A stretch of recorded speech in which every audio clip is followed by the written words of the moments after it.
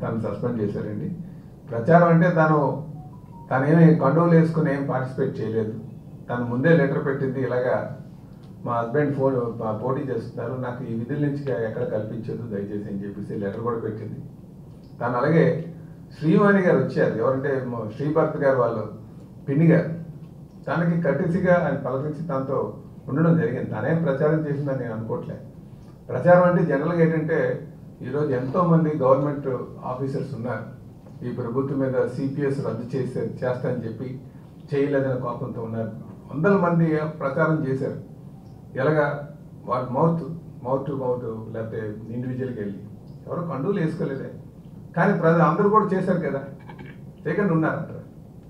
కనుక తనకు కూడా ఆ బాధ్యతలు తెలుసు, ఏదంటే కండువ వేసుకోకూడదు, కండువ వేసుకోకుండా ఉండాలని చెప్పేసి. అంటే మరి వీసీ గారు అయితే ఏకంగా తీసుకుని సస్పెండ్ చేస్తారు. మరి మన ఈయన ఎమ్మెల్సీ గారికి మోడల్ కోడ్ ఆఫ్ కండక్ట్ ఉన్నప్పుడు కలెక్టర్ గారు కనిపించలేదు ఏమని, కలెక్టర్ గారు కూడా కనిపించాలి కదా మోడల్ కోడ్ ఆఫ్ కండక్ట్ ఉన్నప్పుడు.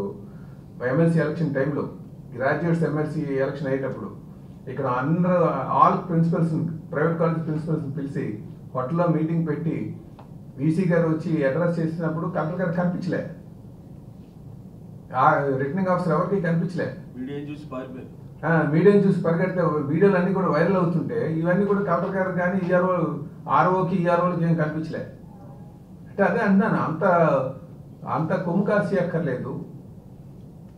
అంతకు ఇదే కాదు, తన ప్రమోషన్ విషయంలో కూడా వాళ్ళు వేధించారు. ఒక 10 minutes వస్తే మెమోలు ఇచ్చారు అనేది. అంటే నేను అనేక సందర్భాల్లో చెప్పాం మేము, ఏదంటే అక్షరాస్యుడికి, అందుకే వీసీలు అన్న వాళ్ళు ఎప్పుడు కూడా విద్యావంతులు కావాలి, అక్షరాస్యులు కాదు. విద్యావంతులు చాలా మందికి కన్ఫ్యూజ్ అవుతున్నారు, అక్షరాస్యుడికి విద్యావంతుడికి తేడా అవుతుంది. విద్యావంతుడు అంటే హోలిస్టిక్ నాలెడ్జ్ ఉండాలి. అక్షరాస్యులు అంటే ఎవరైనా అక్షరాలు చదువుతారు, జ్ఞానం ఎంతవరకు అంటే లిమిటెడ్ జ్ఞానం ఉంటుంది. నేను అందుకు వీసీ అన్నవారు అక్షరాస్యుడు మాత్రమే తప్ప విద్యావంతుడు కాదు. జ్ఞానం అనేది శూన్యం అనుకుంటున్నాను ఆయన.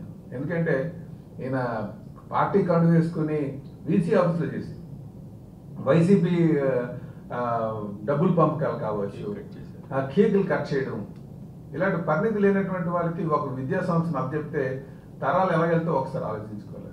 సో నేనేమంటానంటే it's just in literate not in educate. So అందుకనే భవిష్యత్తులో కూడా మనందరం ఆలోచించుకోవాలి. విద్యా సంస్థలకి యూనివర్సిటీస్ని అప్పచెప్పామంటే జ్ఞానంతో ఉన్నటువంటి వారికి అప్పచెప్పాల్సినటువంటి అవసరం ఉందని చెప్పి తెలియజేస్తాం. ఇది న్యాయపరంగా ఎలా పోరాటం చేస్తాం, పెద్ద ఇష్యూ ఏం కాదు. సస్పెండ్ చేస్తున్నంత మాత్రాన పెద్ద ఏమో వచ్చేస్తుంది ఏదో అయిపోతుంది కాదు, బట్ లీగల్గా ఫైట్ చేస్తాం. నమస్కారం అండి.